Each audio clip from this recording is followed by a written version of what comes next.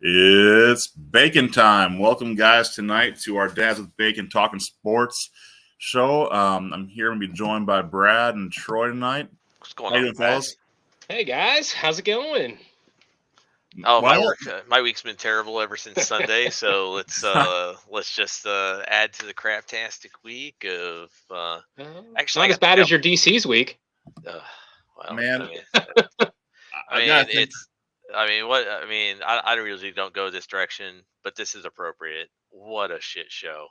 I Yeah. mean, what a show! There's nothing I'm going to say other than that for right now. It's been Well, rough. the Packers have had a tendency in the past to be that game that gets a coach fired. So week 18, if they can survive that long, might be that official ushering out of the next coaching staff again. We ended Lovey. We've ended a few others besides that too. So Okay, I'm glad. I'm glad you mentioned that, man. I tell you what, that was the franchise's worst out of every decision that's been made over the past decade and a half. The worst decision that they made. I mean, he had the respect of the locker room, command of those players. His teams were, even if they didn't make the playoffs, they weren't freaking mop buckets. Right. They were 6-10, 7-9. At least they were hanging in there and respectable. but They look, weren't. don't kid yourself. The Bears are better than a 6-9 team. They're supposed to be. You're Chicago. Like, you're one of the biggest metro areas in the country. You've got to represent better than that, right? I mean, again, like what it's been since Lovey Smith. Think about the BS coaches and That's the fair. BS staffs that has gone through there. Freaking Mark Trestman, John Fox retread, Matt Nagy, offensive Andy Reid wannabe. I mean, it's been like You're fine last week. failure after failure after failure. What's that? Matt Nagy was fine last week. But yeah, Anybody? yes. Okay. I mean, Okay. Whoa, time out. I could be OC if I on had that the team. team Come that on. Matt Nagy had, that'd be different. No, I got to throw barbs while I can because I'm going to take them for the next week and a half because the Packers don't have a game for a while after this one. So, But yeah, man. Did they have one tonight? That Lovey, well, no no firing one told Lovey the Smith team. rubs me wrong. Look, no one told the boys are playing tonight because they certainly haven't showed up yet. But Were they home on Sunday? Yeah, we were. So, okay. I was ready to say, if they were in Atlanta, maybe they just stayed there because it doesn't look like they came here. Well, they didn't show up for 3/4 on Sunday either, so we'll see what happens, I guess, tonight. But kicking off the show, first segment is NFL. And since we've mentioned my beloved Green Bay Packers and my heartthrob and the pain in my gut, Packers come back 18-17 to beat the Saints in a fourth quarter deficit. The Saints fans, I know those Hoodats, but have been after those Falcons fans for years now on 28-3. Hey, Hoodats, how you feel right now? My Packers did something against you. Does it hurt more seeing us suck tonight? Because it hurts more for me, but I'm just asking. Anyway, I digress. Brad, did you see the game at all? I did. I actually, it was one of the games that was on here in this market, and it was. It really surprised me to see the Packers. I mean, let's get this right. The Saints are a great defensive team. Yes, they're a top 5 minimum, top 10 team defense in the league. So, with that being the case, and having no Aaron Jones, no Romeo Dobbs, I mean, you're down a few dudes. Bakhtiari's out. I mean, no Bakhtiari, no Jenkins. Yeah, I mean, you're banged up. You got a lot of young dudes in there, including Jordan Love again, who's still growing. So I was surprised that they came back in that instance. Yes, I really was. To see New Orleans kind of wet the bed like that was very surprising. But at the same time, those games happen in the NFL. I think every team every year has that game where we should have won that game. Instead, we wet the bed, and every team has one of those games. To be fair, would that have happened if Derek Carr doesn't get injured in that game? Well, that's the question here. I mean, looking at the game, watching it, Derek Carr's picking us apart. Winston comes in and does nothing. I mean, that whole team just stalled. Yeah. So I think we can end and I know I'm in a minority here, but I don't hate Derek Carr as a quarterback. I think he's a talented quarterback, a legit NFL quarterback. Is he top 10? No. but the man can play NFL quarterback, especially with a team like the Saints, who have a strong run game, great defense. Yeah. Yeah, I mean, he wouldn't be my first pick by any means, but he's good enough. Well, and you look at a guy who's still probably got, we'll say, based on how he plays the game, 6 more years left, we'll say. Probably he's 40. I mean, he's 34 now, 33. So the Saints are in a spot now where they can at least focus on building a team around him, make that, Olave is a great start. I think Kendrick Miller is going to be great. They got Kamara back this week. The Saints have a lot to look forward to, and they got a huge matchup we'll talk about here in a little bit this week against Tampa Bay. But in general, the Saints, I mean, people can talk about the Bears all they want. The Bears suck. No one's denying that. But the Saints aren't a bad team. Let's not kid. The Saints are not a bad team. Unless I missed something greatly watching that game. Like you said, that defense is going to be a top 10 defense easily. The offense has its ups and downs. They're banged up in the running game. Got it. But Olave didn't do much. Shaheed had a kick return, but nothing in the offense. Michael Thomas had a lot of targets, didn't do much against us. So I look at this and say the Packers. Isn't that normal for Michael Thomas, though? Well, he's this year it has been. The man catches 5 to 7 passes. Slant king. I mean, didn't he have the most receptions that one year, and they were all like 5-yard catches? Look, Michael Thomas is a PPR king this year. Like, just if you're a PPR league, go ahead and pick him up. You'll get your easy bye week 10 points in your flex spot. That's the easy play.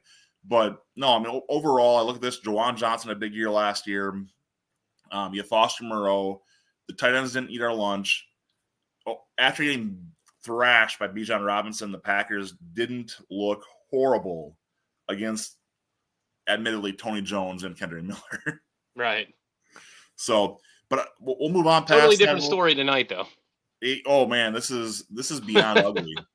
So, if you want to see more of my details on this one, you can go back to my Talking Packers show I talked before the game started, and I hit some of those highlights. But unfortunately, it's been all very low lights tonight for me.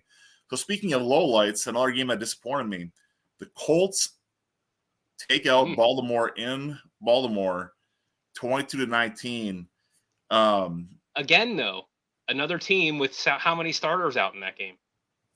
Heard, but I mean, Lamar Jackson's playing. Mark Andrews is playing. You've got the defense is mostly intact there, and they had a lead late. Ravens, what the heck? That's true. Your division leading 2-1 Indianapolis Colts. Right. And so, who called that one? Nobody. And to your point here, 2-1's kind of division leading besides 3 teams in the NFL right now. That's that division. Isn't that crazy? That we're only 3 weeks into the season and only 3 teams left that are undefeated. I could not have called if I tried. Obviously, you can see my pick'ems on our ESPN pick'em group. I couldn't call if I tried. But looking at that Colts game, what I saw here again, you have a young quarterback, you have a younger team, but Minshew, Garner stinking Minshew is, just that guy who finds that way to win those close games, and he did it again for the Colts. Can I compare Minshew to somebody? Because this is who he reminds me of, very much so. Ryan Fitzpatrick. Okay. He'll come in off the bench. He'll win you 2 or 3 games. You'll think all of a sudden this guy's starter material. Then he starts more than that, and you're like, oh, yeah, that's right. This guy's just a backup. Well, I'll give you another one that hits closer to home for you, Tyrod Taylor. Yeah. I mean, Tyrod Taylor's the same kind of guy who just has that way of he's going to do some things that are good, but he's going to cost you a game or two also. Yep. And Minshew's in that same boat. But I guess that one surprised me, and I'm going to eat some crow right away here. The next game I want to talk about is Tennessee and Cleveland. I talked a lot of crap about the Cleveland defense before the season started, and holy cow, was I wrong. Right. He was far and away the best defense so far this season. Nobody can do anything against these guys. They're forcing turnovers. They're everywhere. That secondary is showing up and showing out. I'm not saying that offense is doing what they should be doing, but Cleveland has a freaking dog pound defense. That's a legit unit. What did you guys see? I mean, 3 points against the Titans aren't that good, but 3 points? 3 point. Yeah, I mean, you're legit. Yeah. Again, Jim Schwartz, right? I mean, that guy, he can put a defense together. There's no doubt. Absolutely. What do you think of Brad? You're lost in space there. No, I'm not lost in space. I buy the Cleveland defense 100%. I mean, I think that they've slowly but surely built one of the youngest and just nastiest defenses that exists in the NFL. I mean, when you're I mean, listen to your front seven on this defense: Miles Garrett, Jordan Elliott, Dalvin Tomlinson, Zadarius Smith. I mean, Anthony Walker. I mean, these guys are becoming. They're not it yet, but these are dudes that can play. They're going to be household names. They will be. I mean, a I'm lot gonna of cut you it. off for 1 second. I'm sorry. If I'm talking, I don't want to cut you off. But Zadarius Smith is a locker room cancer. We've seen Well, I that. mean, Is he? but Absolutely. I mean, but the thing is, can the dude play? For a season. Sure. Then hey, you know what? Right now, that's what we're talking about right now. That's fair. Okay, go ahead. That's fair. Go ahead. What is it? Is it a 1-year contract? I don't know. I'm just looking. Go ahead, talk. I'll look it up. Not to mention, I mean, you got Denzel Ward Newsom on the outside. That I mean, where's the weakness on this defense? I don't. I don't know where it's at, and it's really been interesting because again, my guy Dwan Jones. I've been watching a little more Cleveland action when Yep.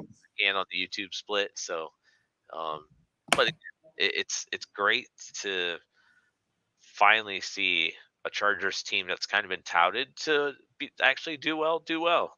They're actually doing what they're supposed to be doing. They've got a well constructed roster. And like I said a little bit ago, I was dead wrong on this Cleveland defense assembly. Like these dudes I will eat my crow right away. These 3 weeks have shown me enough to say this is no joke. It's not just Myles Garrett and a bunch of Jags. This is a legit unit that could be one of those next great defenses we see in the league that could even potentially save their head coach's job, frankly. So it's a 1-year deal, but the way they structured it so that there's a bunch of money coming off for later years, like I guess a bunch of void years or whatever afterwards. So yeah, it's only a 1-year deal. So I could be the kind of guy to come in, just kind of, I hate to say it, but use them and then throw them away.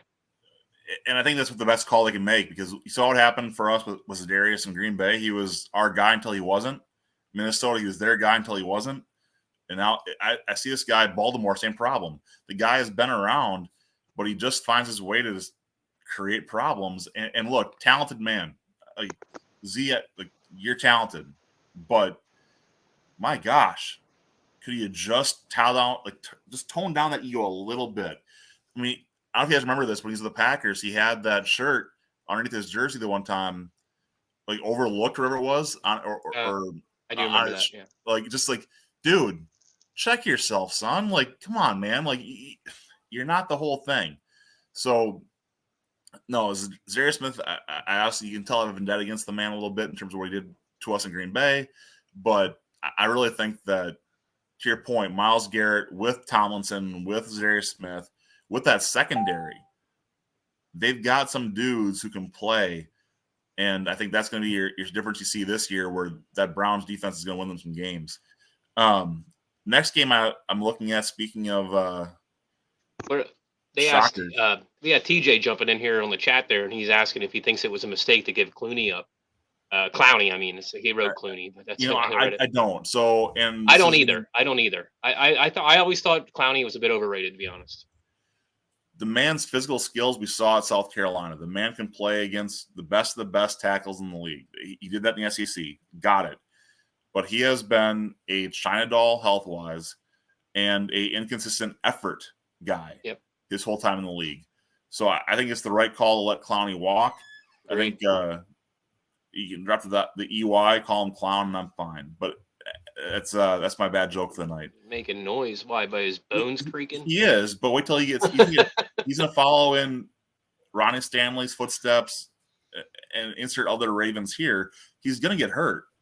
Like, Clowney can't stay healthy. So I don't have faith in that man. I think he's just kind of he's that NFL bust as far as I'm concerned for what we saw coming out. What I was looking before was the game of the weekend that for a lot of us was looking at Denver and Miami. You said that was the game of the week? Game of the weekend.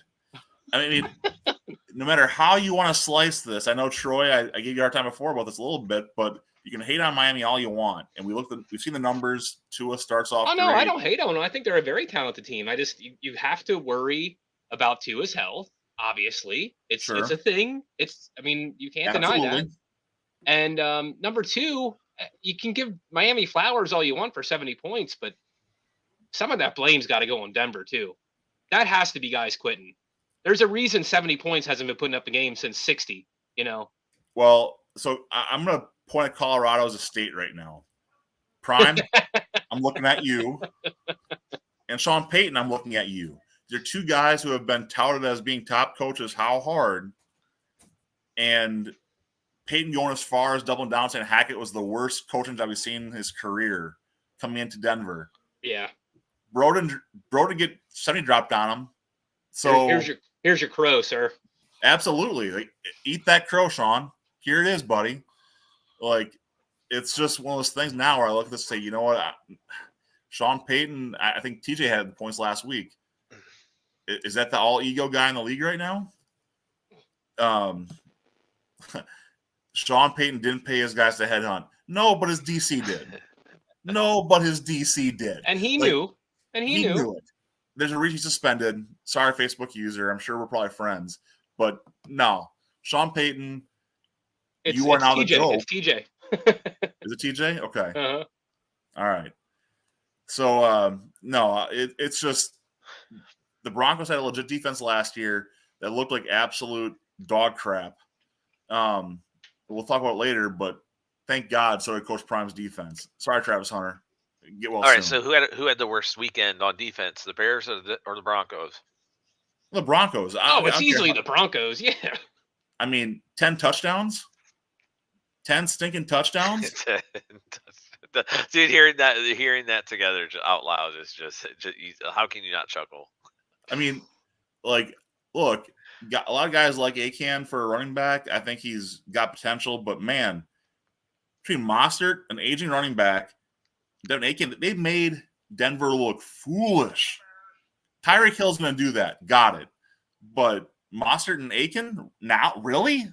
Like, Denver, check yourselves now. That's embarrassing. And I don't know where I seen this. It might have been Facebook gibberish because, you see that every once in a while. Right. But what I saw was the 5 fastest guys in the NFL so far this season, and all 5 are Dolphins. In that game, right? It was Akan probably twice, was. Mostert twice, and Tyreek Hill. It's just like, what?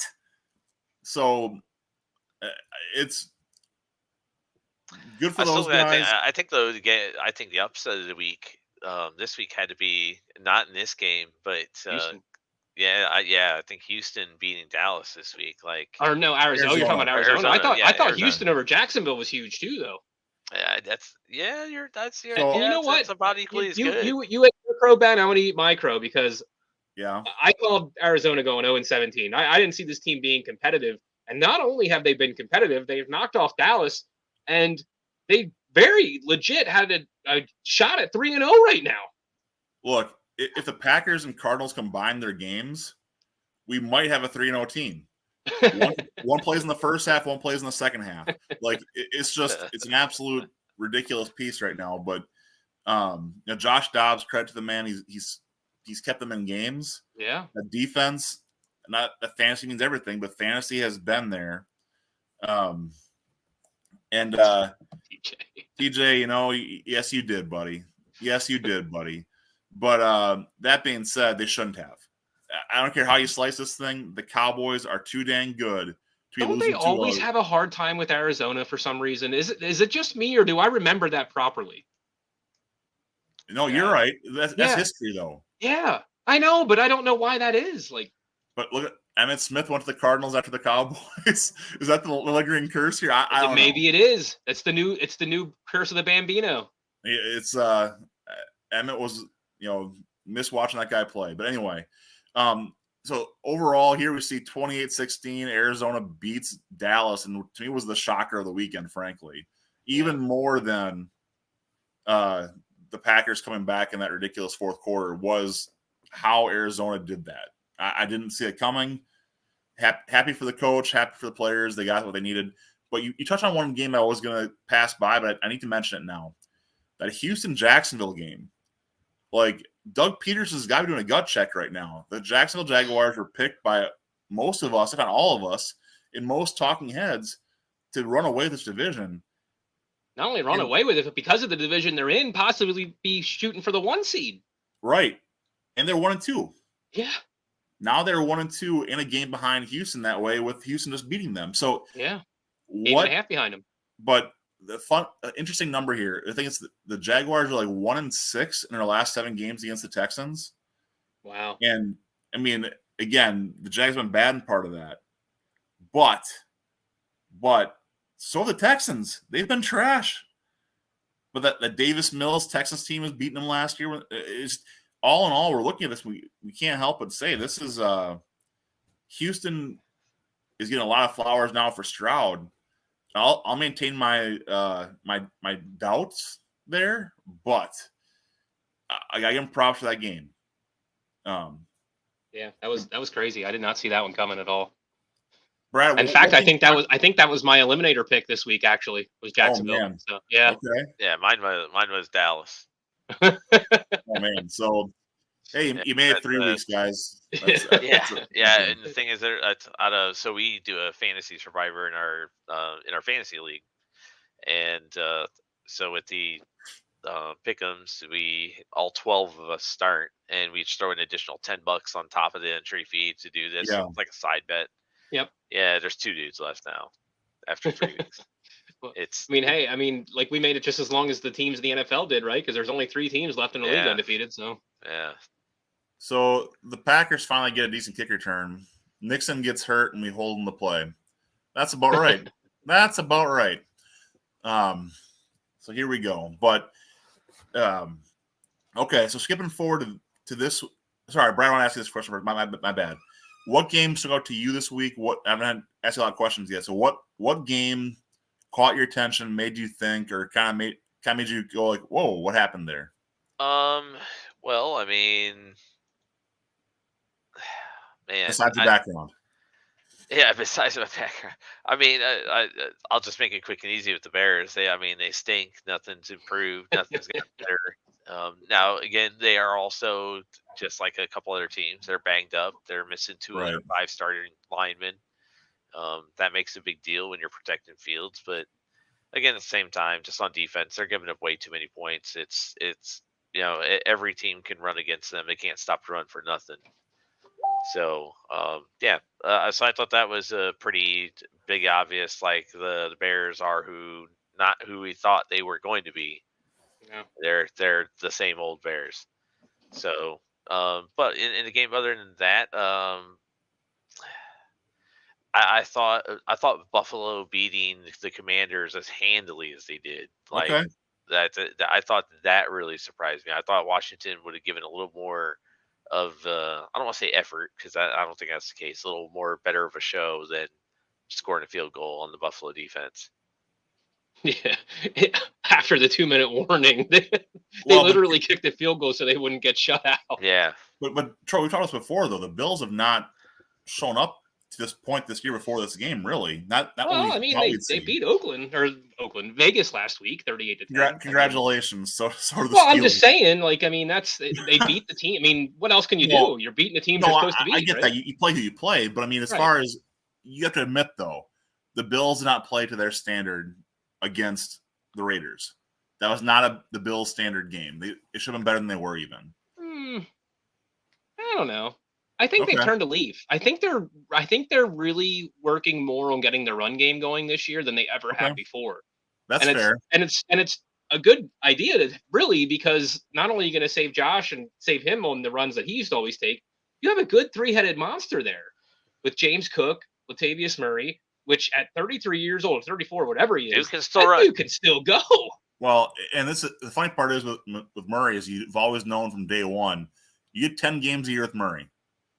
That man's not putting much mileage on the season. Well, and they don't want him to have much mileage. He's basically their goal line back, their change of pace guy every once in a while to come in. And don't forget, they still have Damian Harris there too. So absolutely.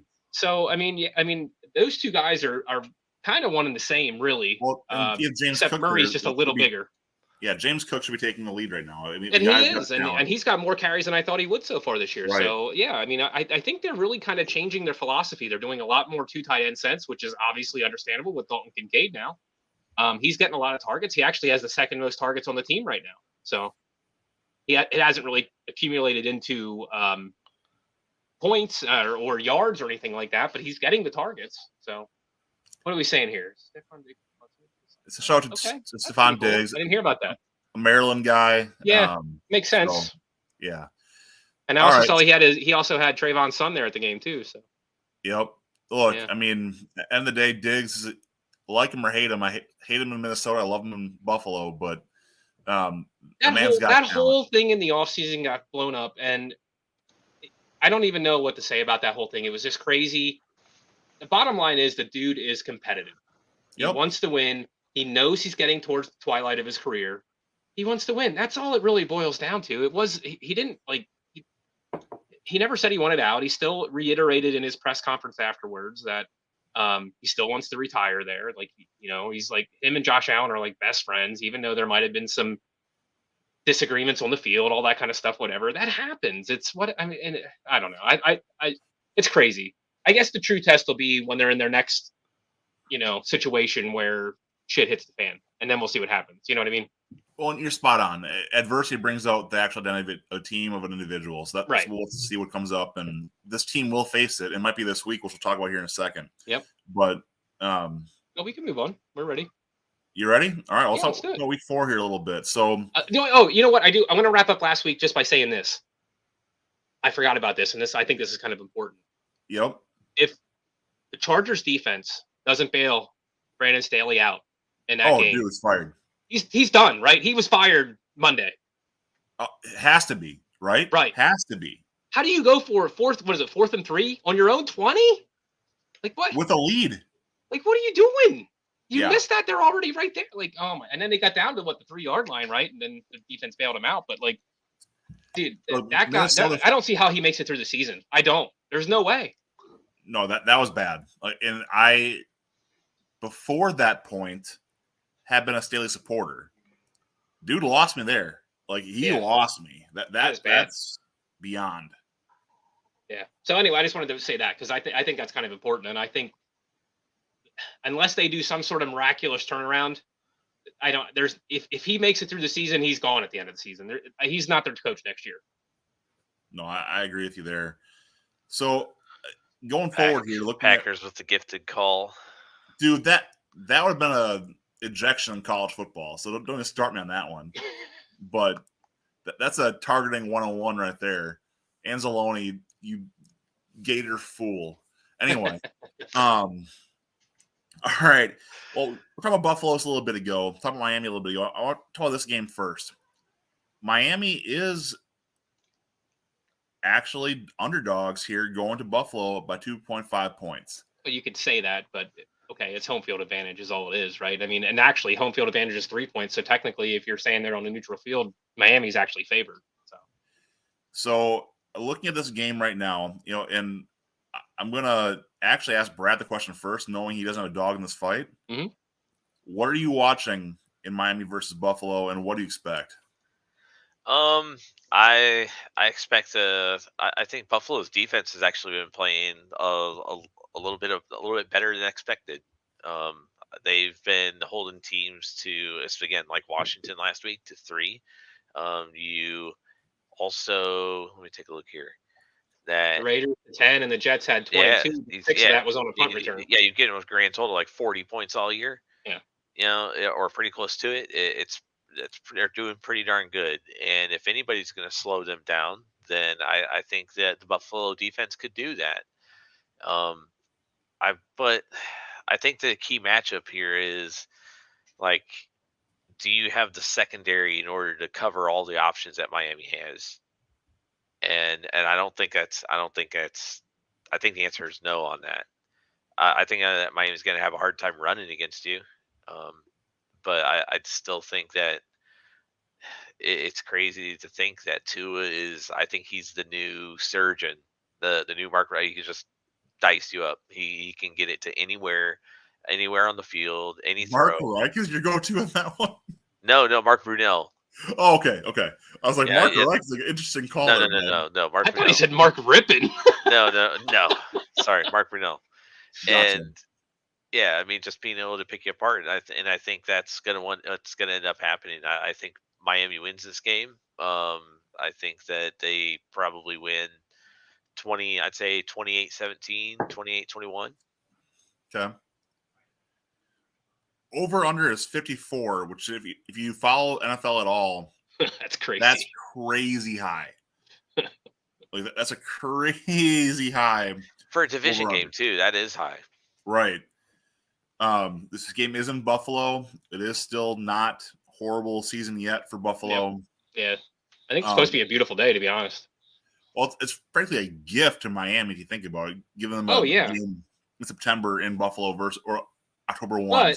But I will say Buffalo would rather play them in September or October or whatever at their stadium rather than having to go down to Miami as 100%. Denver found out last week in September. So you'll take that. You'd rather go to Miami in December. Who wouldn't, 100%. No, I'm with you there. By the way, calling out another big change in this Packers game here. Another injury might change. I'm not saying we're going to win this game, but Brian Branch being carted off right now. Yeah. That's huge. That's big. That's a big difference. The Packers going for here on 4th and 9, calling a Dan Campbell-like play right now, looks like. Call me stupid as much as you want. I'm not going to lie. I take the points here. You're taking the over? Are you talking about Buffalo, Miami yet? Okay, there we go. Sorry. No, the Packer game. Live action. Sorry. Packers convert on 4th and 9. Look, I try to be professional, but I'm just not. The Packers have my heart. I'm sorry. But all right. No, you talk about that over under though. You take. What do you think? Do you take that over there? Oh yeah, 100%. No, 54 points. You take the over. I take 54 points. I'm going the over in this game. Man, that's a lot. So what I'm seeing is Josh Allen finding his groove. Tua's playing confident, and I think that Buffalo secondary, to Brad's point before, can be beat. So Tyreek Hill is going to get his. Waddle, if he plays, should get his. There's room for points here. I can very easily see a 35-28, 31-35, like college-like game for these two teams. 34-31, something like that. Yeah, it's not ridiculous. I'm not going to call it. I'm not going to say it's going to be Rams Chiefs all over 52 again. 52-49. But it's going to be crazy. I don't know. Sorry, go ahead. So no, I mean, I'll throw my 2 cents in here real quick. Yeah, please. So yeah, I agree. I think that is the vulnerability of the Bills right now is the secondary compared to the speed that Miami has. So they got to keep everything in front of them, just like New England did a couple weeks ago when they played them. That's the whole key to this game is keeping everything in front of them and not getting burned and not getting gashed when they do make those shortcuts and stuff in front of them. So that's the whole key for Buffalo. The one guy that hasn't been active yet for the Bills yet is their first-round pick from last year, Kyrie Elam. And I kind of wonder if this is a game where you pull him out because he is best suited for man coverage and he's got speed. So maybe this is where you pull him out just to see if you can use him. You cover Tyreek? Well, I'm not saying that, but I'm saying and you know what? Maybe this is one of those games where you go one-on-one with Waddle and you do the double team move to Tyreek, the old Belichick move, right? That's fair. You double team their first guy and you one-on-one their second guy. You put your best player on their. So maybe Trey White follows Waddle around and they do the bridge brackets and stuff all over on Hill all day. I don't know. It's just a thought, but no, it makes perfect sense. Makes perfect sense. And Waddle's coming off an injury, so he's coming back from his concussion. So okay, I don't know. Maybe that slows him up a little bit too. I don't know. But no, I don't know. I mean, obviously, I'm biased in this, so I think I'll take the home field advantage here. I'll take Buffalo, but I think it's gonna be a close game. I agree. I think it's gonna be. I don't know if I like that over though. I'm thinking 27-24, somewhere around there. So yeah, I'll hold my over, but things to pick 'em. Brad, what do you think? I took Miami. I think they're going to win by at least a score. Okay. I think their offense is just good. What about the over? No, I'm not taking the over. I'm taking the under on that. Yep. Okay. But yeah, their offense is cooking, man. It's it's gonna be hard to stop. So the weirdest game to me this weekend, and how I don't know how to pick this because I have a heart's piece in this. Baltimore at Cleveland. Cleveland favored by 3 with a 40.5 over under. Like, could you make this any hard? Don't, if you're a betting fan, don't touch this game. There is no point touching this game. No, I don't like touching division games in general. Right. I mean, anything can happen, but I think Baltimore is a better team, and I don't know why. I don't know why I keep saying that. I don't know what their injury situation is. Obviously, they lost Dobbins again for the season, and that sucks. But in my opinion, Baltimore is a better team, and I just keep waiting. Just like I said, the Jets will jet. You know, like I keep waiting for Cleveland to be Cleveland at some point. It's going to happen. It's going to happen. Nope, that's fair.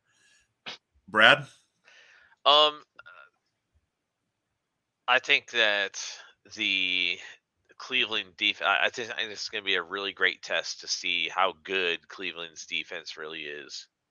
I think that if they can contain Lamar, and which I think that they're going to be able to, I think that they can keep them under 20 points.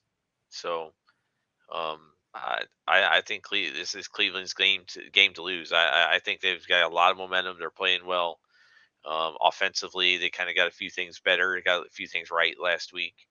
After kind of having like a little kind of a debacle, the defense carried them one game. I've got Cleveland winning this game. Dude, gun to my head in this one, I take the under. That's all I would do. What is the over under? 40.5. 40.5. Ooh. I mean, yeah, this is a game that the Ravens have historically lost, frankly. They don't do well at Cleveland. Overall, again, I'm sure someone's come out and say, no, Ben, you're wrong, blah, blah, blah. No, this is a game that they find a way to lose. Like, it's that at Bengals or at Browns, they find a way to lose every year, one of those two games. I think Lamar has to show up and show out to give this any flavor of the Ravens are a better team, but Cleveland's playing better right now. It's just one of those that if I'm betting on who's the hot hand, man, like I might take money line on the Browns, but I would forego those 3 points. Lamar is him. Lamar is more like Jim right now. Look, Lamar's legitimate. I will not fight, but just sort of fight. I know you're a Lamar apologist. I know. And my Raven fan buddies will tell you, I love Joe Flacco, but I would soothsay him as well. I'm like, he's not elite, and it would drive them nuts. I'm like, Joe Flacco's not an elite quarterback. Sorry, he's good. He's not elite. And that elite word drives them crazy. I agree. All right, next game I'm looking at Tampa Bay at New Orleans. 39.5 over under. Right. New Orleans favored by 3. I bet the under hard here. Just telling you right now. Like, if there's one easy bet this week, it might be that under on this. And I'm sure it'll be blown up. It'll be 40-35, and I'll be wrong. Something will happen, yep. But, I mean, Jameis Winston starting against the Tampa Bay Buccaneers with the Saints. Both these defenses are legit. No one's passing for crap. Maybe the Bucs actually score on defense and knock that over. Well, it's wasn't a take. I mean, looking at this matchup, I don't see it otherwise. This is going to have to be a defensive owned matchup. But Brad, what do you think? Yeah, I gotta agree. Both offenses are not rolling this, and Derek Carr's not playing this week, right? Right. Yeah, it's Winston. That's correct. So I mean, I think that it's just mop bucket 1, mop bucket 2. Mix the water. Let's see what you get. It's still dirty floor. You know what's sad though? I think that's one of those games more watchable than killer matchups this week. Like this is week 4 is rough in the NFL slate. But yeah, this is still a top 5 matchup. Jags, Falcons. Okay, can we talk about that for a second though? Are you guys gonna watch the Disney Plus streaming thing? Disney Plus streaming? Oh, come on. Are you guys not Toy Story fans? No, look, I am. Here's my deal. Youth deer season is next weekend in Wisconsin. I'm taking my son to go shoot his gun. Put our legal bait out. To be very clear on that, legal. And get our spot ready. So no, for me right now is we're prepping for the youth deer season. Okay, well I understand that. That's fair. But if you didn't have anything planned, would you not want to watch that broadcast? So here's what I'll say. You guys I think it's cool. First of all, I'm a Toy Story mark. I love Toy Story. Oh, I'm with you. I think it's fantastic. Favorite... And I think this is going to be an awesome way to introduce kids to the game. If you remember the old Wii game, like Backyard Football or whatever it was. Yes. Okay. Yes. I thought that was so cool because it got kids involved in and they were playing this game, but it was fun. And I think this is going to be the same thing. I think it's going to bring a whole new audience and kids are going to start to understand football a little bit more. To be clear, my favorite ride in Disney World is the Slinky Dog ride. That's my favorite roller coaster. I love that ride. If I could just spend 20 fast passes on it, cool. Let me do it. I love it. But no, I watched Slime Time with my kids when they were 5, so I could give them a feeling. It's fun. It's something different. It's cool. Because I have 3 screens, if I had nothing else going on, yeah, it'd be on one of my broadcasts. I'd be putting it up for the kids. But so is Red Zone. So is sure. I'm all over. No, but here's the thing, though. It's the only game during that time. Yeah, but it's the 9:30 London game. It's honestly, despite my potty mouth occasionally, I'm at church. I'm not gonna lie to you. I'm at church at that time. I'm not watching that game. Mine don't start till 10:30, so I can watch a little bit. Gotcha. Well, it's 9:30. Well, let's see, London 9:30 our time. So that what you guys are, it's what is it 10:30 for you guys? No, you guys are an hour.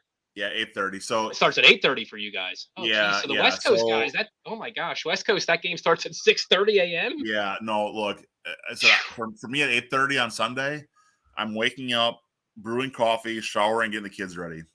Gotcha. By halftime, maybe you'll be able to catch a little bit of the end, right? No, church is 10 o'clock, so I'm 100% missing that one, unfortunately. Especially knowing I'm missing next weekend for youth hunt. So, but no, look, will I probably watch it? Yeah, my son will get kicked out of that. It's kind of fun, but I like the Slime Time with Nickelodeon. Give me the slime in the end zone. It's kind of fun to see it, but that's just me. Back on track here. Sorry. Yeah, I'm sorry. I'm sorry for getting off track there. I think it's a cool concept. We've touched on this game already, but a game that fascinates me for 2 different reasons. But Atlanta at Jacksonville. Jacksonville favored by 3. Over under 43.5. If I am a betting man, which I am occasionally, how do you bet an over with Jacksonville in a game right now? Their defense is good. Their offense is pitiful. I mean, I can't bet an over. Can you?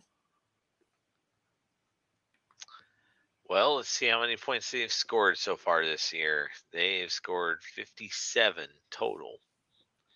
No, so basically, that's less than 20 points a game. And the Falcons are about the same. But, I mean, this will be the week that Jacksonville finally finds it, right? I mean, as you know, I don't know. I think that that line is pretty close to what you'll be. I mean, because typically 2 poor offensive teams, usually one of them is able to get something going. Yeah. So I don't know. I'd say the number's about right. Well, so Drake London has been wildly underwhelming, below expectations this year so far. Bijan's been busting loose. Ritter's been Ritter. But Trevor Lawrence is due for that game, right? Like that man needs. Hope so. He's my fantasy quarterback in 2 leagues. Well, I mean, look, if you watch football last year, you know Trevor can play. The man has talent at the NFL level. He has talent, but like ETN has been disappointing. Ridley had a good week 1, but he's disappeared since. That O-line's been pitiful. Like Jacksonville can't finish a drive. Like I need to see something. Evan Ingram, show up, buddy. Oh, Bathrope and Love there, but it's at the end of the day for me. I look at this game and I have a slight lean towards Jacksonville. One of my best buds in the world. My guy, my whiskey guy, as it were, is a Jacksonville guy. But my head calls Atlanta and lays the points to boot. Like I think Atlanta right now looks the better team, but Jacksonville's due for that outbreak. Right. Yeah, I agree with that. Someone tell me I'm wrong, please. I would love to be wrong. I agree. I mean, Jacksonville should be the better team. Jacksonville should win easily by more than 3.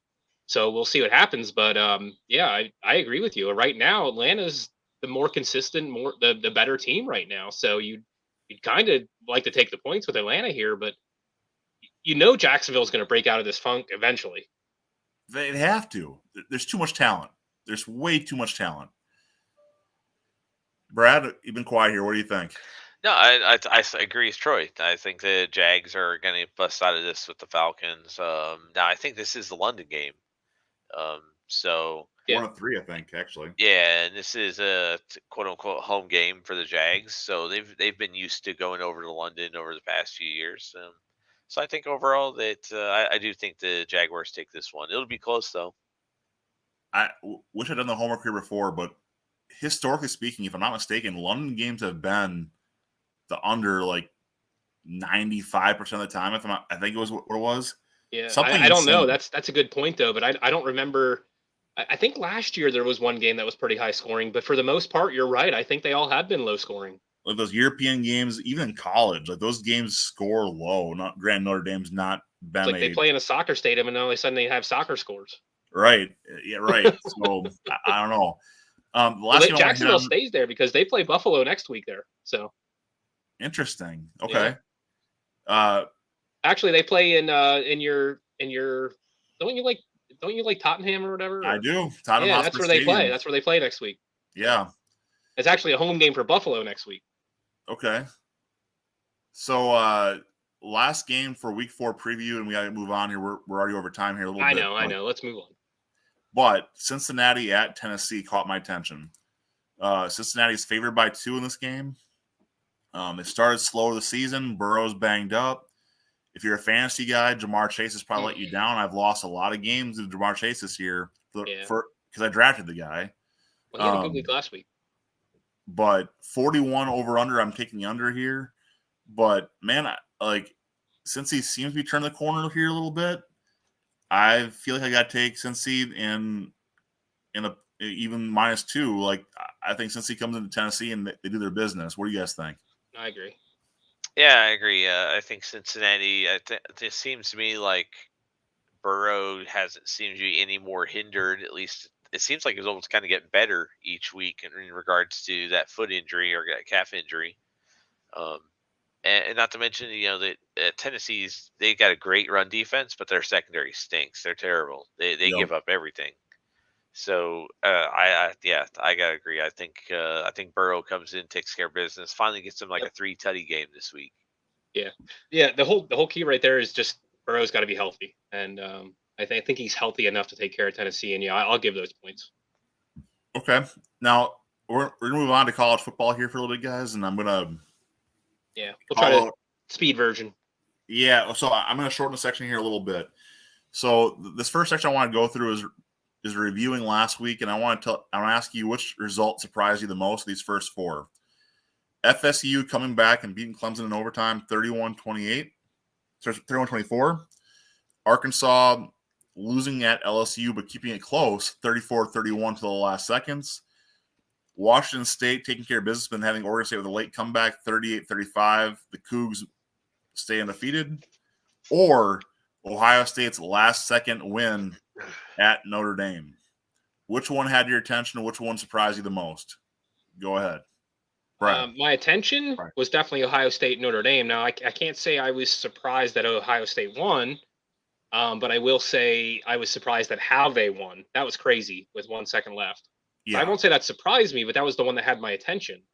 The one that surprised me was Florida State and Clemson. I thought the way kind of these seasons started off for both these teams, I thought Florida State was going to take Clemson really easily, and I mean now Florida State, they whooped. What was it, LSU week 1? Who did they beat week 1? Was that LSU? That's yeah. correct.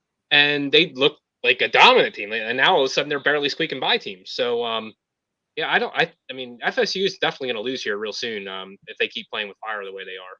So that one kind of surprised me the most. But as far as the one that had my attention was definitely Ohio State Notre Dame. Brad? It's more of the same for me. I think he made a great point of like, after seeing what Florida State did early in the season, that you thought that the handling of Clemson would have been, hey, okay, no big deal, next. In addition, that I think that one thing, it was kind of weird at first. I mean, to think that it was one, but not only 2 plays with 10 players on the field. Yeah. That I mean, again, that's not guaranteeing that you're going to keep him out of the end zone. But think about it, with 10 dudes on the field, that he was like 6 inches. Yeah, he barely got across with 10 guys. Barely crossed from there. I mean, you can't say that what extra defender would have done anything. But regardless of that, the decision that was kind of weird for me on that final drive was when the Irish were gashing him on the run. I mean, they were getting anywhere from 5 to 13 yards a clip, and they were just wearing them down, and go to a screen pass, which almost, I mean, basically got tipped and like kind of almost quasi picked. But like, why are you doing that when you're just like, why don't you just keep running that clock, make them burn a timeout? I mean, there were a lot of, I think, things that kind of led to, because the Irish played well. That's the first game in a long time against a major opponent with the stature of OSU that I've seen them really go toe to toe and not disappoint. Agreed. Yeah, and that's why I say I wasn't surprised, because I kind of expected Ohio State to win because of that pedigree and because Notre Dame always seems to kind of fall apart in those big games like that. But they didn't there, and they hung in.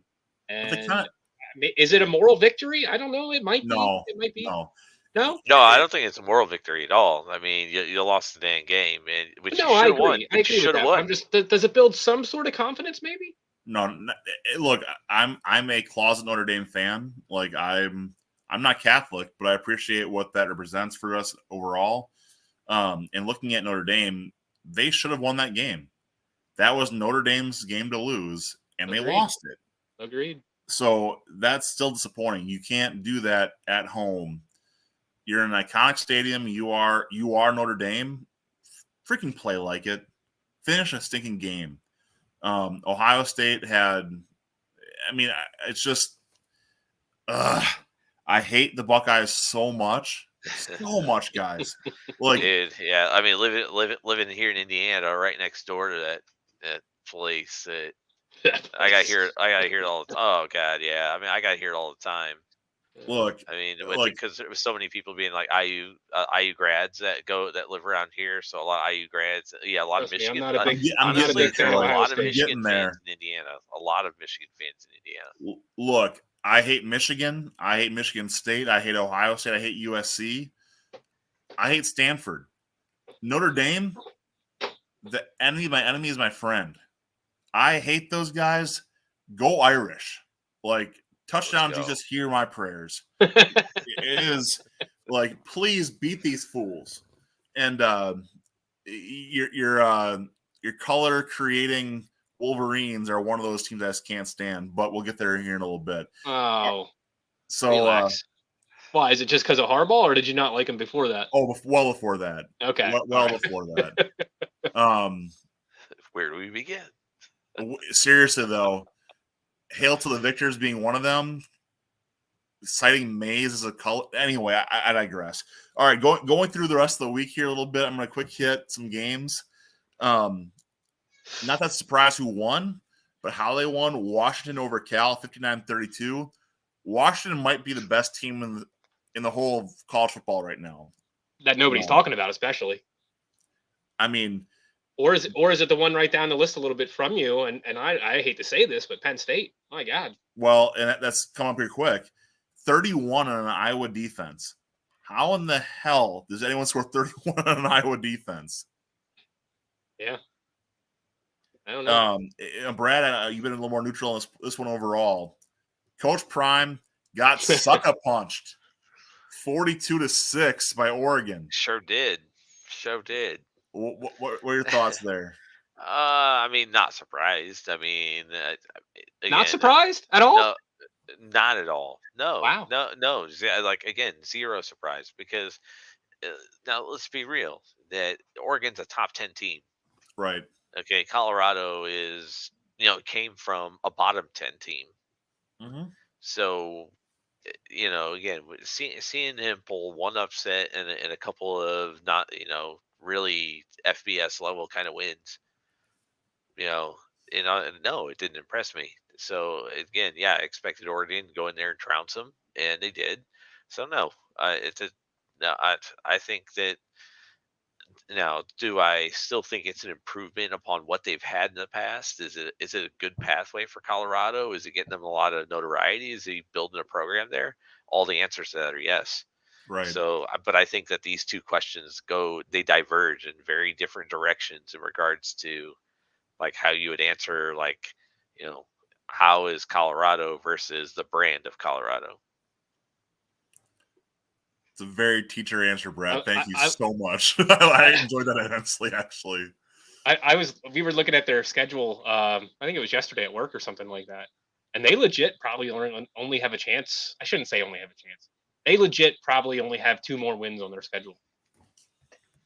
2 more sure wins. I think Stanford. They still win a few more, but yeah, it's Stanford, and we were saying they'll probably win one of the Arizona games, whether it's Arizona or Arizona State. And frankly, Arizona State played well this past weekend too, but it's another story. Going into another matchup that surprised me, A&M took care of business against Auburn. Yeah, 27-10. That honestly surprised me. What did you guys see? What do you guys think? I didn't see this game. Yeah, I didn't see the game, but it just when I see that headline, like, what happened to Auburn? Right? You know what I mean? Like, just like how did they fall to this level now? Like, what happened? Yeah. Like, they were all. I mean, I get it. They were always little brother to Alabama. I get that, but now they're baby brother. It even takes away from this week's matchup because we'll talk about here in a little bit. But they're playing Georgia in Auburn. Like that's a neighbor. If people who don't realize geography, like Auburn is as far east in Alabama as you can get before you're in Georgia. But you got that matchup this weekend, and now it's kind of like where I was excited before. Now I'm kind of like, like the game doesn't matter to me anymore. I'm like, oh man, Auburn's not what I thought they were going to be. But I also, talking about a program that's fallen from grace, Yeah. Oh, please. There we go. Jaden Reed, gentlemen. Packers in the red zone. Here we go. Come on, let's go. Keep it professional here, Ben. That's not going to happen. All right. So, next game here. Personal favorite for me, Maryland stomping the Spartans of Michigan State 31-9. Dude. Mel Tucker is officially fired finally. Look, people are laughing at me this one, and I know it's a homer pick, but the Terps got something going. Like, this is an undefeated team so far this year. I'm not saying they're beating Michigan. Don't hear me wrong, but this is not a team to sleep on. The Terps are playing good football. If I'm not mistaken, I think Maryland gave Michigan a hell of a game last year. Yes, they did. I thought so. They did. So that's a game that starts me here. Next one, again, my Wisconsin bias comes through. Lance Leopold, 38-27, Kansas Jayhawks, Rock Chalk Jayhawk, beating the Cougs of BYU. Sorry, Mormons. And so you lost in the Bible Belt again. But Kansas with a convincing win against a good BYU team. They're playing solid ball. They are. It's a basketball powerhouse playing some football finally. Yeah. Yeah, I agree. And I'll tell you what, this I actually called this Northwestern over Minnesota. I called that upset. Yeah, so that's what that one in overtime. So if you guys watch this game at all, Minnesota had it in hand. It was a foregone conclusion. It was done. But Northwestern kept chipping away. Yep. And also we're in overtime. Yep. And Northwestern, despite all their controversy, all their problems this year, beat a good Minnesota team with Fleck at coach. And I guess my question I go to here is, Fleck's a great coach. I don't care what anyone wants to say. He's a great coach. I agree. But when does that seat get a little hot for Coach Fleck in Minnesota?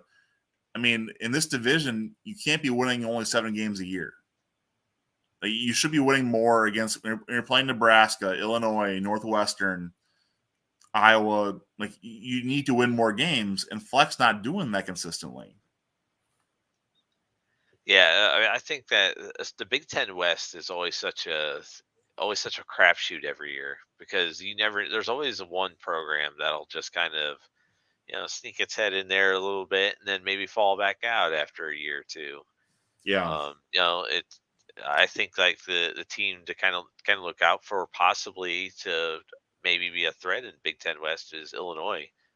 They got a favorable schedule throughout their Big Ten run. So, and they did it last year. If you recall, last year they made their run last year to the division as well. I'm gonna again homer pick here on that side, but Wisconsin played well against Purdue, finished the game. They had to finish. Braylon Allen is now the dude. Malusi's hurt. The defense played the way they should play. I still like Wisconsin's chances in the West, but to your point, Illinois is a viable threat to them in that division. Now, I'm going to go through a quick session. We kind of did the same thing last week, looking at this week's games to preview. Different version, though, I'm looking at by time blocks. So Friday night, touchdown Packers. Call that. All right. No, never mind. Louisville at NC State. Louisville is favored by 3.5 points at NC State. Or touchdown pack. I thought so too. They didn't call it though. That's close. You're a little behind. Never mind. Oh, if it wasn't down, we're good. Utah at Oregon State might be the game of the week, frankly, Friday night. Oregon State favored by 3.5, and Cincy at BYU. Cincy favored by 2 points. Of those 3 games, what are you watching and why? Of those 3, I like Utah, Oregon State. I like the Utah Oregon State. I like that. I like that game. That looks like it's gonna be a fun game, honestly. Isn't it wild to think like the Pac-12 is having one of its arguably best seasons ever overall from top to bottom in a long time, and that is crazy. The division that's going to be dissolved. Yep. What's crazy to me is that Washington State and Oregon State don't have homes. Both have been ranked basically all year, and no one seems to really go after them. I forgot his name, but the Washington State coach made a point. People watch Cougs football. Washington State has a good fan base. And I went to the Washington State game in Madison last year. Those dudes travel. Like, they show up. So I have to say my sister actually lived in Spokane for about almost 8 years. And she became a Cougs fan while she was living out there, while she was working at a hospital. Okay. Look, I'll say this. Like, watching them play, Cam Ward, underrated quarterback in college football. The Cougs have a good program. That they were garbage for a long time. He's down. Dang it. Whatever. But overall, I have to say, yeah, Brad Reinhardt. You not inform everyone he's done watching the Bears. TJ, you're getting too personal here. Anyway, we'll go back to the Cougs. The Cougs have a program that, and I'll say this, the Big Ten, we've been bold going out there and doing stuff. I would not hate the Beavers and the Cougs in the Big Ten. I think that their overall play matches well enough with us. I think they have a good team. They have good teams to add. I don't hate the idea of adding those 2 teams to the Big Ten. I think they match. I think they match all right. I think they'll fill in there well. Add them all. Bring them all in. Well, add them all. I think the biggest problem is academic, Big right? Ten's like, yeah, we can fit you all in here. No big deal. Let's everybody come on in. Look, it's all about that money, right? Oh Like, yeah, hey, that's Johnny Manziel time, right? It's all about the money. right. All right, next time slot, Clemson at the Cuse. Clemson is favored by 6.5. Florida at Kentucky. Kentucky is favored by 1. Or USC at Colorado. And Colorado are 21.5-point home dogs. Which game has your attention and why? I bet on USC to cover that. And that would have my attention to see how much money I'd win. Okay. Troy? I'm curious. So you said the way you have that written there, Syracuse is getting 2.5 there? Syracuse has 6.5. Syracuse is getting 6.5. Yeah. Oh, okay. You have 2.5 written there. Exactly, TJ. I'm sorry. So you're saying it's 6.5? Syracuse is getting 6.5? Syracuse has 6.5 at home against Clemson. I'm tempted to take that. Syracuse is playing decent. Well, I think it'll just be interesting to try to follow that game with the helmet colors. Right. In the Carrier Dome, no less. Right. I don't know. Well, if I'm getting 6.5, I think I'm taking Syracuse there. Okay. So I'm watching Florida. I'm a Gators guy anyway, but I look at this and I see Kentucky playing good football this year. I love what Stoops is doing there. But Florida, Kentucky, I want to see what Florida team shows up. They've had some good weeks and some bad weeks. Do the Gators come and take care of business against the Wildcats, or do they go up there and get beat by, frankly, a good Kentucky team? Brad, what are you watching and why? What am I watching this weekend? No, 11A slot. Clemson at the Qs, Florida at Kentucky, or USC at Colorado? Oh, yeah, definitely USC, Colorado. So that's it. So, again, I actually have a little bit of money already on USC to cover Colorado. So okay. 2:30 slate. Georgia at Auburn. Georgia favorite at 14.5. These games suck, guys. Fair warning. Kansas at Texas. Texas favored by 16.5. And Michigan at Nebraska. Michigan favored by 17. Troy, I know you're watching that Michigan game for personal reasons. Yeah. But they won't cover, though, because they never do. But I'm going to tell you right now, Kansas at Texas has my attention. Going back 20 years ago, it felt like Kansas State always beat Texas or Oklahoma to screw up the Big 12. And I have an inkling that Kansas might just humble those Longhorns this weekend and get their attention to kind of throw off the Big 12 this year. Sorry, TJ, you're not here to defend yourself. But you can try through comments all you want. But Longhorns down. Horns down this weekend. Rock Chalk Jayhawk KU. Horns down. That's what I'm here for. Make you laugh, buddy. We're all good. All right. So, Brad, what game in that slot are you watching? I'll be checking out Texas. See if they can keep that roll going. So, yeah, I like watching Longhorns. Okay. Next slate I got, it's the awkward 5-6 start times. LSU at Ole Miss. LSU favored by 2.5. Iowa State at Oklahoma. Oklahoma favored by 20. And then Oregon at Stanford. Oregon favored by 27 points. Poor Ducks' arms are going to be jacked again. But what game do you got in that slate and why? I want to see if Iowa State can hang around with Oklahoma. I think Oklahoma is playing really good ball right now. They kind of surprised me, really. I didn't expect them to be putting up the points they're putting up there so far this year. Yeah. I don't know. I think Iowa State's going to keep that close for some reason. I like the LSU Ole Miss game. Classic SEC showdown. Lane Kiffin he's got a pretty good team there. So I think that LSU may be coming up to a little bit of surprise against Ole Miss.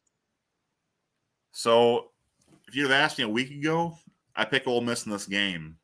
But Ole Miss did not show up against Alabama. LSU had their wake-up call against Arkansas. So, and LSU is going to show up in a big, big, big way in Oxford this weekend. My heart says Ole Miss. My head says LSU rolls in that game. That's what I'm watching in that slate. The last games, Notre Dame at Duke. Notre Dame favored by 6. West Virginia at TCU. TCU favored by 12.5. Or South Carolina at Tennessee. Tennessee favored by 12. Who you watching and why? Let's go Irish.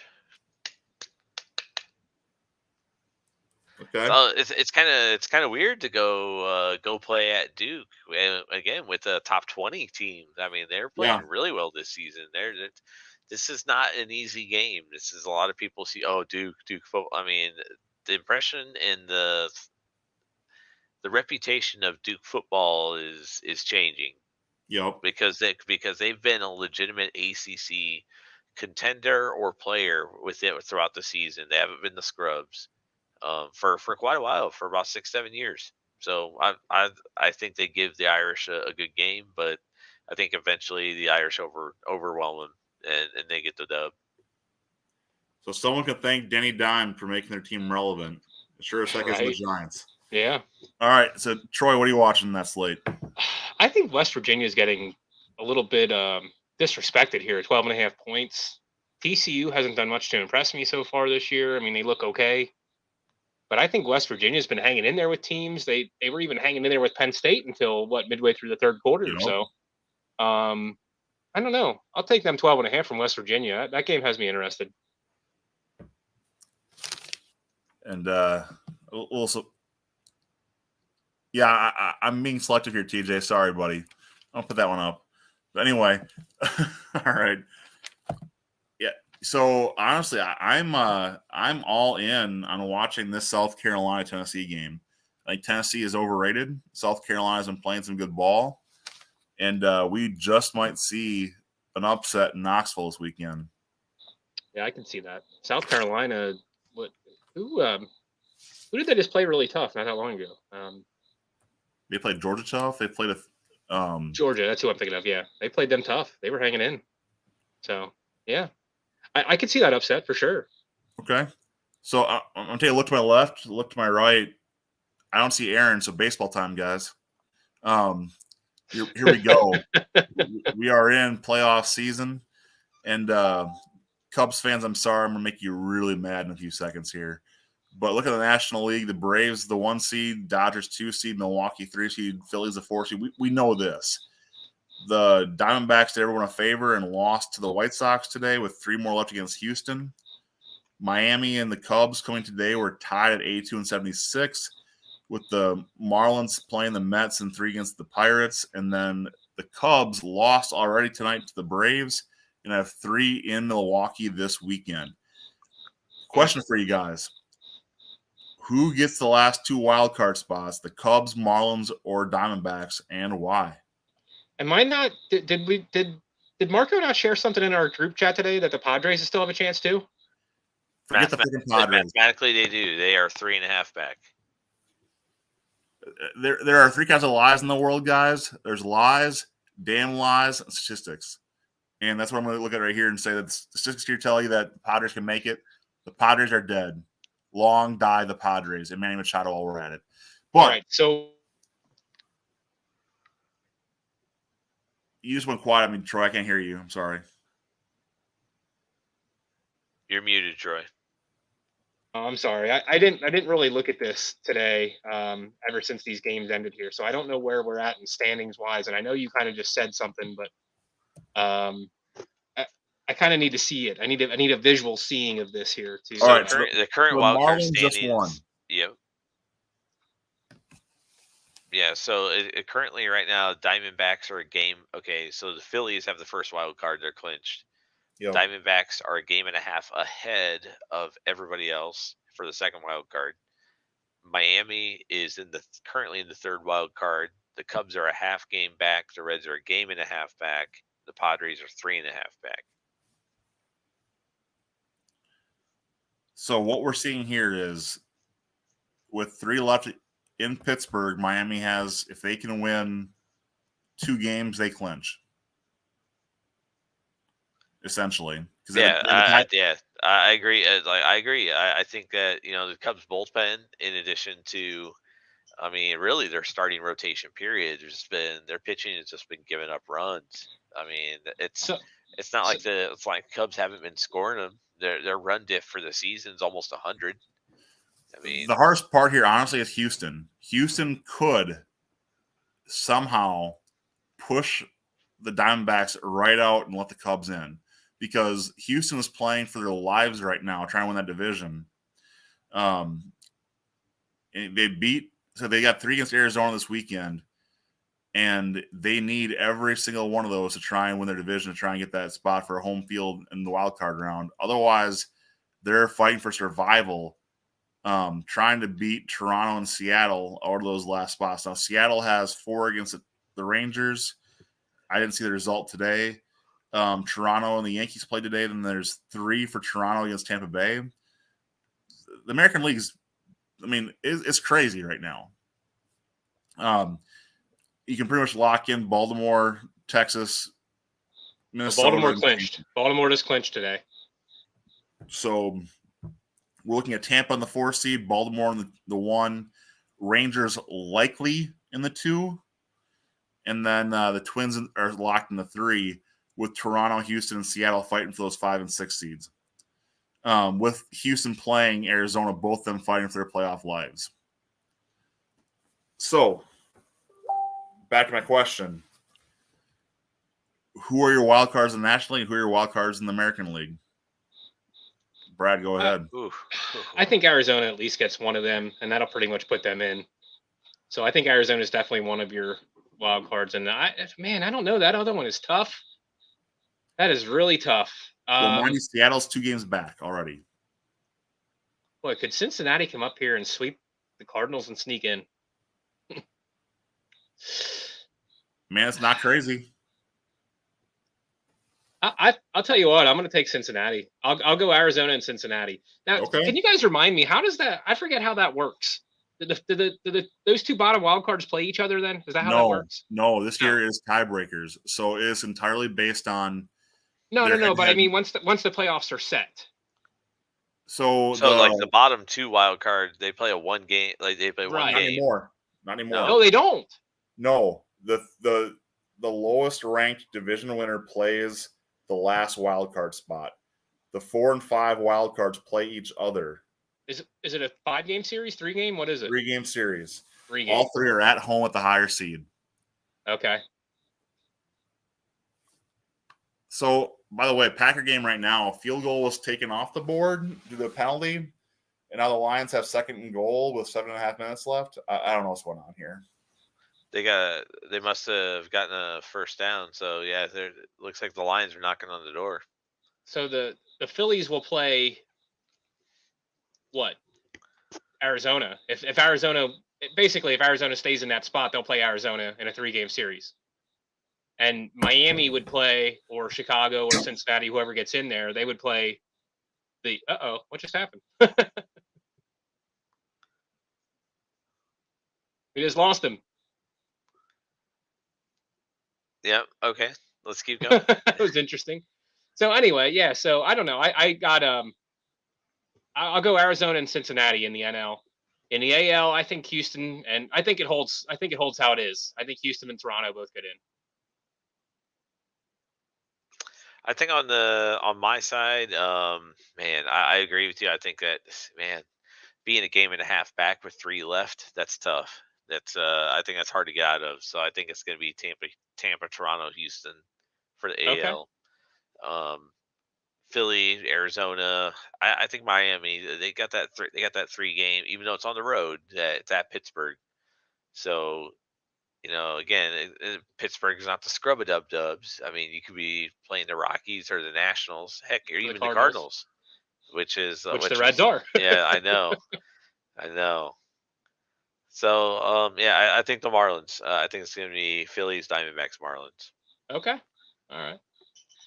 Well, let's keep moving on here. I don't know what else he had on the agenda here. Okay. He was just talking about that. And then, sorry about that. Look who's back. Look who decided to join us.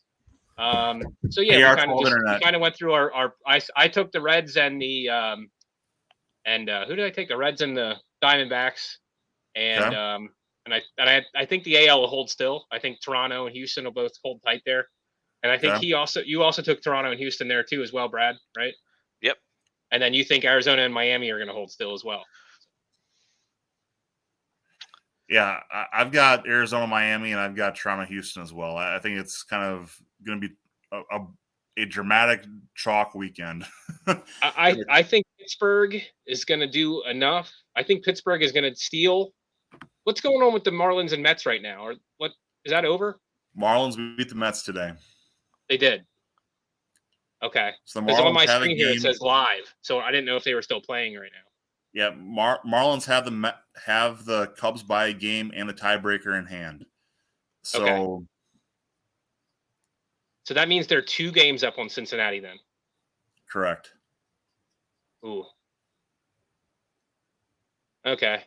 No, I think I'll change. I think I'll go to Miami then. Yeah.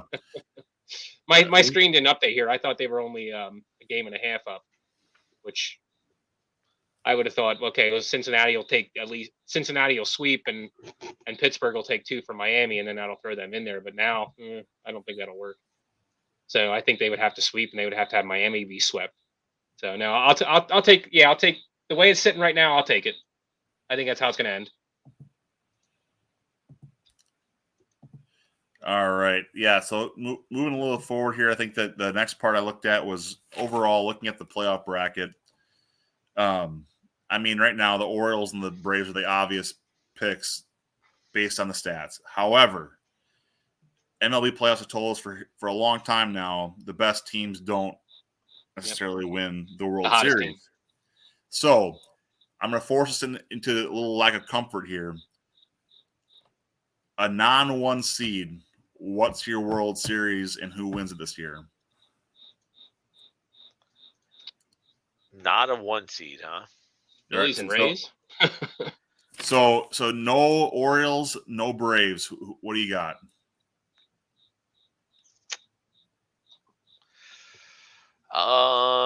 Man, maybe like Dodgers, Rays. Okay. All right. I can see Dodgers, Rays for sure. I mean, no disrespect to your Brewers there. That's fine. I think it boils down to three teams in the NL. I think it's Atlanta, the Dodgers, and the Phillies. I think one of those 3 teams is going to represent the NL. In the AL, I think, again, it boils down to 3 teams. And I think it's either Baltimore, Tampa Bay, or Houston. Because of the, you know what I mean? They've been there. They've done that. They know what playoff baseball is all about. Sure. So I think those are your 3 most likely representatives from each. What is this guy? Was he gonna come in here and do sign language? Looks like freaking Hodor. Hodor, hold the door. Hodor, hold the door. Yes. As bad as it is, dude, it really fucking sucks right now. I'm coming for you, brother. Anyway, let me tell you something, brother. Brad, what's your pick? Non-1 seeds for the playoffs this year. Who are my? Yeah, non-1 seeds. Who's going to the World Series this year? Oh, Dodgers, Rays. Dodgers, Rays. So I'm going to be the homer here, and I got to tell you why. Oh, boy. The Brewers pitching matches up well with the Dodgers offense. It just does. If it's not the Braves, it's the Phillies or the Brewers to me. Bring it. I love your booze. I cherish your booze. Bring on. Yeah, there's no doubt about that, man. Give it another round.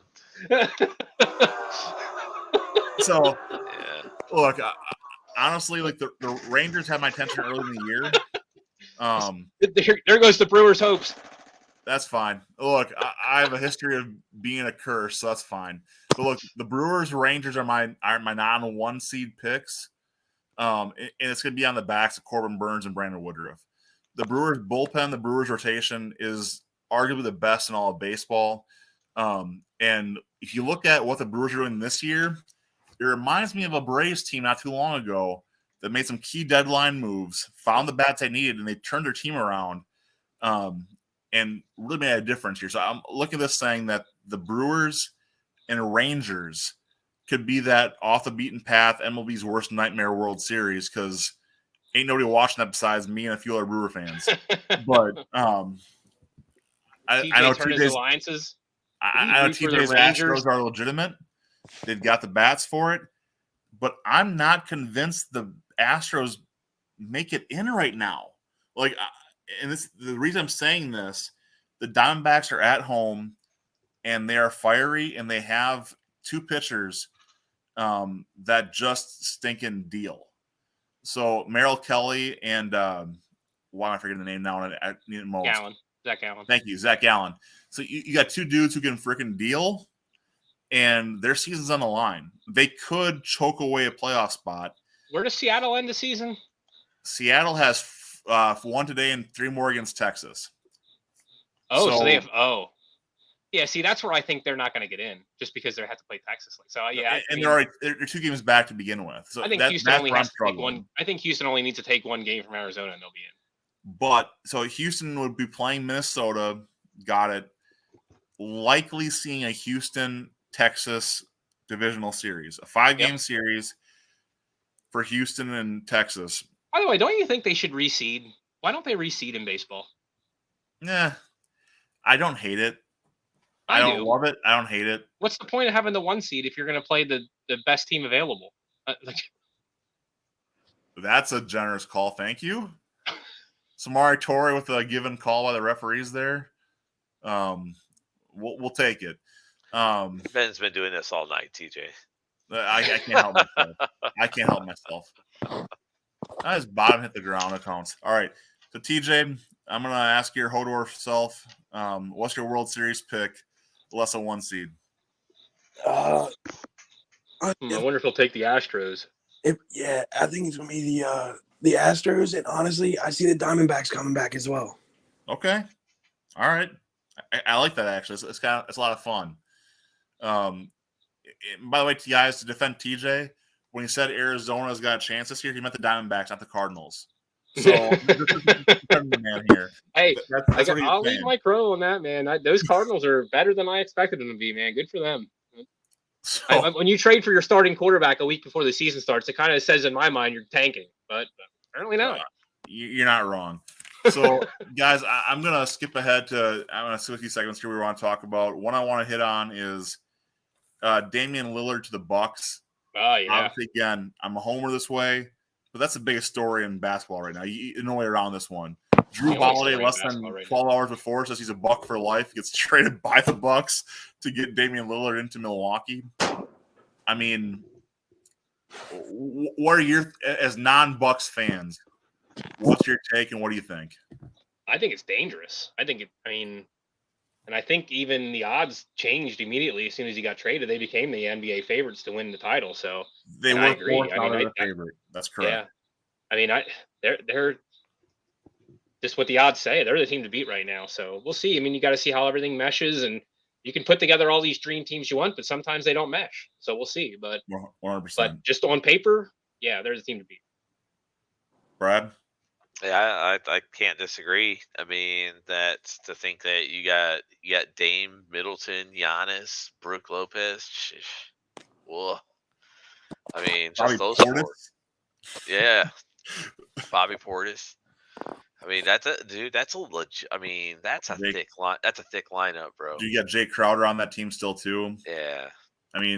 It's no, look, I'm biased, but TJ. Biased or not biased, that roster's stacked. Yeah, I don't know what the Suns are doing. I think DeAndre Ayton is one of the better players in the NBA right now, and they traded him away. When they traded Cam Johnson, it made no sense to me. They traded Chris Paul. It's Devin Booker, Bradley Beal, and Kevin Durant is what's left in Phoenix. But I'm just like, man, Durant's old. Beal's more of a shooting guard. Call me crazy. I don't love the Suns' chances, but anyway, you're gonna want to turn your TV off, Ben. Oh, brother, yeah, I know. Football is dead to me. No, not really. But All right, so my last question, TJ, this question was designed for you, buddy. I'm sure your daughter's in bed tonight, but we talked about it last week. What belongs in chili? So, Brad, I want you to lead us off. What is in your chili when you're making it? Yes, it's in that chili. Now, okay, so I've actually won a chili contest with a chili that I've made before. Ooh, let's hear. I'm writing this down. Right. Well, so the thing is, I think a lot of people don't understand, like when you're constructing a chili, if you're trying to get different kind of flavor profiles and stuff in there, you just can't like put it all in the pot and let it go. There's some aspects you got to pre-cook or you got to cook together throughout the assembly. So one of my key ingredients is I used a smoked breakfast sausage Okay. along with ground beef, bacon, smoked paprika. But in regards to like, I think you're trying to steer closer to like, do I put noodles in my chili? That's And not the answer, no. The answer to that is no. I do not. I do not put noodles in chili, even though I do like chili with noodles. I still think it does belong. But I think we are not Pittsburgh trash people, so we're not asking that question. But I think like but the big thing I love to put in my chili is just any kind of different kinds of meats or meat profiles, and I like to try different spice combinations and stuff. So yeah. Oh, beans got to be in there, bro. What are you talking about, dude? Yes, Beans? 100%. No beans? No beans. Dude. Hodor, you can hold the door for us then. That's fine. That's a stew. That is not a chili. That is a stew. Hold the door, Hodor. All right, Troy. What's your hold the beans, Hodor? No, like I mean, I agree with Brad here. I mean, I do not agree with TJ. Like beans have to be in there. I mean, that is an essential chili. Yeah, 100%. It is not chili at all if there are no beans. I'm not a tomato eater. But call me crazy. I like a little bit of tomato chunk in my chili. Absolutely. I like a little bit of tomato chunk in there. You some fire roasted in there. Yeah, yep, exactly. I mean, definitely. Like, I've never done anything other than regular ground beef. But Brad, you got me thinking here. Like, why couldn't you throw different types of meats in there? Why not? Yeah, man. So like, I found out that I cooked it in the following order. I put some onions in there too, so I kind of get the onions going and beginning to caramelize, and it's not Thanks, a Coach stew. TJ. So yeah, I'll get some of those onions going, and then I'll put the meat into the onions and have it cook with, while at the same time that I've already cooked the bacon, so it's cooking in the bacon, some of the bacon grease. So it's a lot of order of operations for some chili. See, I'm more that with my jambalaya. My jambalaya is gonna go more of that bacon grease with my onion. Get that like that rendered bacon in there a little bit. And I found through a deep Southern experimentation, if you throw a little bit of Louisiana, a little Slappy Mama, and a little Tony's in there, everybody's happy. No one knows what they're tasting anymore. They just know they taste that Tony's or that whatever they're looking for in there. The right chorizo with the right amount of smoke, a little bit. The right andouille, not chorizo. The right andouille in there a little bit.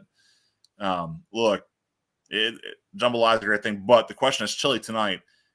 You need Bush's hot chili beans, sir, with a good amount of ideally ground venison. All right, but beef is acceptable. Brisket, bacon, beef, pepper, onion, tomatoes, and I can't read his last thing there. Papas? Jalapenos? Okay, got it. Jalapenos. Okay. Look, it sounds nice, but that's the. But you're missing beans. That's a beef stew. That's a beef stew, TJ. Yeah, I think that's more of a stew than a chili. Exactly, it is. 1,000,000%. I think you're outvoted, bro. Yeah. No, so to your point, the tomatoes, bigger chunks, the better. But I like to go with that Rotel. Get those actual chilies in my chili. Yeah. I like that too. The problem is I'm the only one that likes spicy hot stuff in my house. So. No, look, I burn the whole house out, and that's not even talking about my butthole. That's my no one else wants to eat that stuff. Yeah. But it's Texas thing. You make it that hot on purpose so that you have it all to yourself? Oh, 100%. Like, go ahead and eat those bagel bites. You're good. I'll enjoy the chili. How many days afterwards are you hoping for courtesy splashes? Well, so the real problem here, and I'm going to go to a little bit of story time with Ben here, but chili's a tradition for us during deer season. Okay. It's that nice warm potted chili when you come in from hunting deer, just warms your whole body up. Oh, yeah. However, it warms your whole body up. Yeah. Usually you're dragging a little bit of butt because you're tired from waking up at 4 a.m. Sure. That pot of coffee, that chili, the beer and the frozen pizza the night before all mix in one gut. And all of a sudden you got a little bit of a bubble gut going on on a deer stand. Bubble so gut. So how gut. When you go out and pick your spot, like, I don't know if you're one that goes to the same spot every year or whatever, but do you pre-dig your hole like the day before because you know you're going to need this covered up? So this is where story time comes in.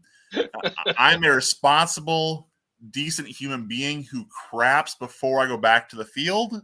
I go in a proper toilet, or I hold it until I can't, and then I'm good. However, I gave my favorite spot up opening weekend of bow season one year to my best buzz in the world, and we're getting ready to head out that morning. But my buddy's stomach couldn't handle the old concoction in his gut brewing. And I walk up the hill to my favorite tree, and I see the whitest ass I've ever seen hanging out of my tree stand, dropping turds down onto the ground. And all I can do is just go, bro, like, that's my spot. Then brother climbs down from the tree, digs a hole, sprays it with raccoon piss. And he's like, I'm so sorry. The chili got to me. And all I can do is be like, bro, like, I kid you not, that spot produced deer every year but that year. I didn't see one deer the rest of that season in that spot. So, that's amazing. That's amazing. The white moon rising cost me a season of my favorite tree. But damn. Yeah, that's one of those stories you just can't make up. Oh, that's good stuff. But okay. Oh shit! I accidentally clicked on that. That was my bad. All good. So, gentlemen, anything else before we head out for the night?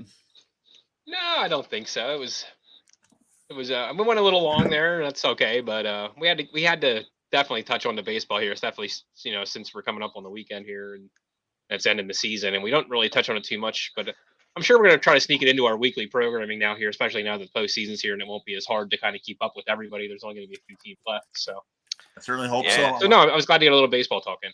Good. Well, I'm gonna call this one out. Look for your boys, Sharko, Marco, and myself this Saturday at the Brewers Cubs game. Yes.